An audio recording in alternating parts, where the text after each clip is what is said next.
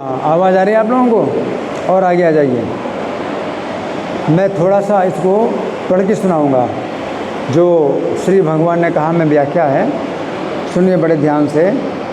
इस श्लोक की दूसरी पंक्ति में भगवान कहते हैं इन दोनों के बस में नहीं आना चाहिए, इन दोनों के बस में नहीं आना चाहिए। किन दोनों के बस में? राग और द्वेष।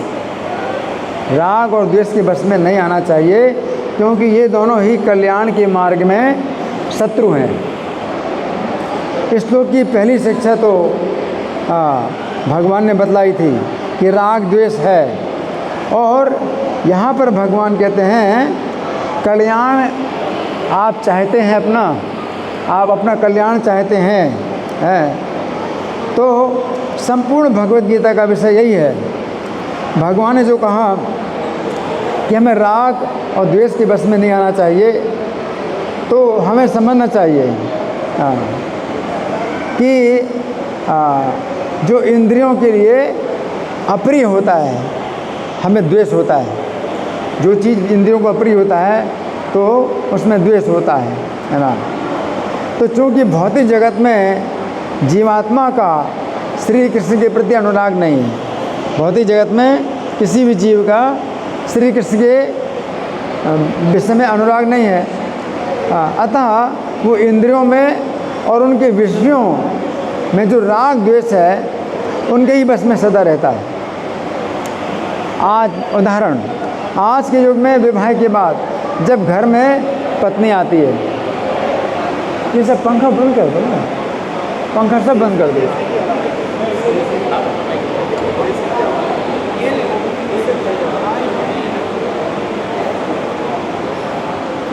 इसको भी बंद कर दो माइक। हरि बोल। हाँ, ये ठीक है। उदाहरण के लिए आज के युग में विवाह के बाद जब घर में पत्नी आती है तो युवक की नेत्र इंद्रिय में उसके रूप के प्रति राग रहता है, और उसकी त्वचा इंद्रिय में उसके स्पर्श के प्रति राग रहता है, अतः उसका राग अपनी पत्नी के प्रति भी हो जाता है। अब उसकी नेत्र इंद्रिय के लिए अपनी वृद्धा माता और वृद्ध पिता का रूप अप्रिय होने के कारण उनके प्रति द्वेष उत्पन्न हो जाता है। अब बूढ़ी माता है और बूढ़े पिता हैं तो क्या होता है? द्वेष। अतः वो पत्नी के प्रति राग के वशीभूत होकर अपनी पत्नी की सेवा में लग जाता है, और माता पिता के प्रति द्वेष के वशीभूत होकर उनका त्याग कर देता है। माता पिता का त्याग कर देता है, कहाँ भेज देते हैं? वृद्धाश्रम, है ना। तो प्रेम के विषय में एकमात्र श्री कृष्ण है। अगर प्रेम आप कर सकते हो किसी से तो वो श्री कृष्ण है। जिस समय जीवात्मा श्री कृष्ण के प्रेम को छोड़ करके इस भौतिक जगत में आता है, उस समय वो श्री कृष्ण के स्थान पर अपनी इंद्रिय तृप्ति को केंद्र बनाता है। अब चूँकि उसका श्री कृष्ण के साथ प्रेम का संबंध नहीं रहा, अतः इस भौतिक जगत में वो किसी के भी साथ प्रेम का संबंध नहीं बना सकता है। अब प्रेम के नाम पर जो संबंध बनते हैं वे सभी संबंध राग और द्वेष के अलावा और कुछ नहीं है। प्रेम के नाम पर होता है, लेकिन राग द्वेष के अलावा कुछ नहीं है। आजकल लड़के लड़कियां माता पिता की अनुमति के बिना जो विवाह करते हैं उसे प्रेम विवाह का नाम दिया जाता है, लव मैरिज, प्रेम विवाह। परंतु वास्तव में वो प्रेम विवाह नहीं है, बल्कि राग द्वेष का ही संबंध है। जिस राग के कारण उनका आपस में विवाह हुआ था, वही राग आगे चलकर द्वेष का रूप धारण कर लेता है, आपस में तलाक हो जाता है ना। तो भगवान यहाँ पर कह रहे हैं राग द्वेष के वश में नहीं आना चाहिए। हमारे कार्य इन राग द्वेष पर आधारित नहीं होना चाहिए, आत्मज्ञान के मार्ग में बाधक है। इंद्रियों में संसार के विषयों के प्रति राग है, विशेष रूप से स्त्री पुरुष के संबंध में, स्त्री पुरुष के संबंध में, और द्वेष है तीर्थ यात्रा से, उपवास से, गुरु की आज्ञा पालन से। शास्त्र निर्देश करता है कि हम इंद्रियों में स्थित राग द्वेष के वशीभूत ना हो और उत्साहपूर्वक श्री कृष्ण की प्रसन्नता के लिए कार्य करें।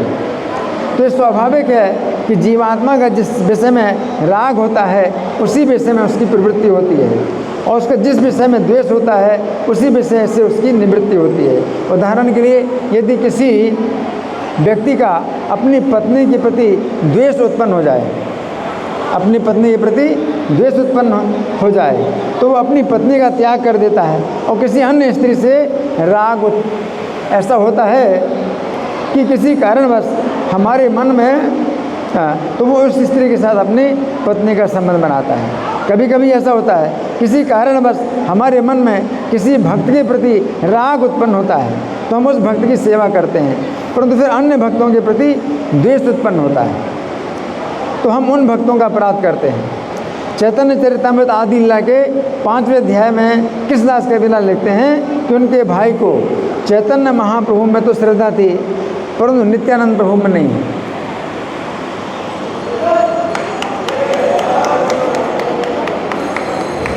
चैतन्य महाप्रभु के प्रति श्रद्धा थी तो नित्यानंद में नहीं है, तो इसे वास्तव में श्रद्धा नहीं समझना चाहिए। ये तो राग द्वेष है। ये क्या है? राग और द्वेष है। उनके भाई का चैतन्य महाप्रभु के प्रति राग था और नित्यानंद प्रभु के प्रति द्वेष था।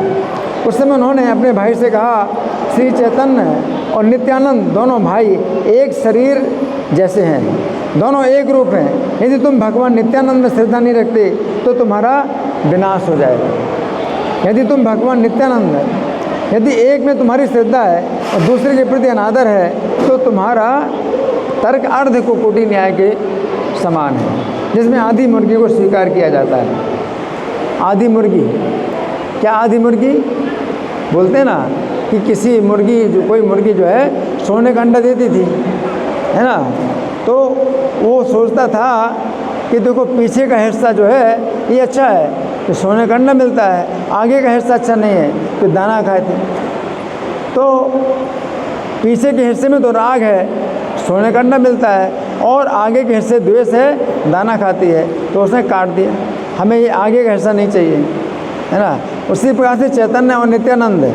चैतन्य महाप्रभु के प्रति आपकी राग है और नित्यानंद प्रभु के प्रति द्वेष है, तो इससे क्या होगा?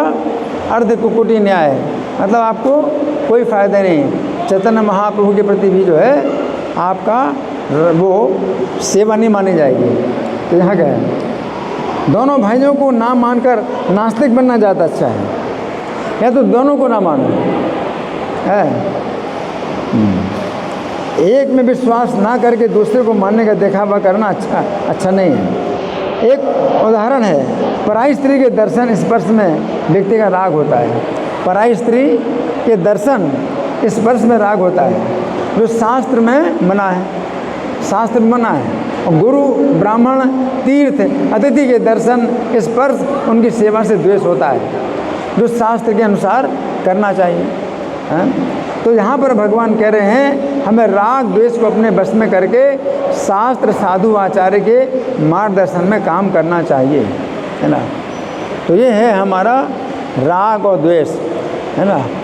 तो जब हमारा राग होता है तो कोई भी कार्य हम करते हैं तो अपने घर परिवार के प्रति तो राग है, हम अपने घर परिवार को जो है क्या करते हैं, निर्वाह करते हैं, पालन पोषण करते हैं, खुश करते हैं अपने घर परिवार को, और दूसरे से द्वेष करते हैं, दूसरों को मार पीट करके और उनकी हत्या करके अपने परिवार का पालन करते हैं। ये क्या है?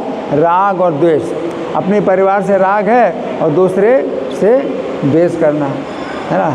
तो इस तरह से यहाँ पर भगवान कह रहे हैं कि राग के वशीभूत मत हो और द्वेष के वशीभूत मत हो।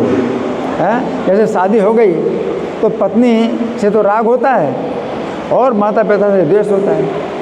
तो पत्नी के प्रति राग होता है तो पत्नी की सेवा करते हैं, पत्नी को जो है खुश करने के लिए सब प्रकार के गलत काम करते हैं, है ना। और माता पिता से द्वेष होता है तो माता पिता को देखने की इच्छा नहीं होती है, उनको निकालो वृद्धाश्रम में भेज दो, है ना। तो इस तरह से राग द्वेष के वशीभूत नहीं होना चाहिए। शास्त्र, साधु, आचार्य अगर कहते हैं कि भाई ये कार्य आपको करना है तो आपको चाहे जितना भी द्वेष हो कि भाई आप नहीं करना चाहते, आप इसको करो, है ना। और कोई कार्य शास्त्र, साधु, आचार्य मना करते हैं कि इस कार्य को नहीं करना है, हैं इस कार्य को नहीं करना, और आपका राग है उसमें कि आप करना चाहते हैं, लेकिन आपको राग के वशीभूत नहीं होना चाहिए। तो यहाँ पर भगवान ये बता रहे हैं कि जब आप कार्य करते हैं तो अपने कर्तव्य पर विचार करिए कि आपका कर्तव्य क्या है, और कर्तव्य का निश्चित होता है शास्त्र साधु आचार्य से। उस प्रकार से आपको कार्य करना है, चाहे आपके जो है मन में उसमें राग हो चाहे द्वेष हो, लेकिन वही कार्य करना है। जो कार्य मना किया जाता है उसको आपको नहीं करना, चाहे जितना आपको राग हो, है ना। तो राग द्वेष के वशीभूत नहीं होना चाहिए।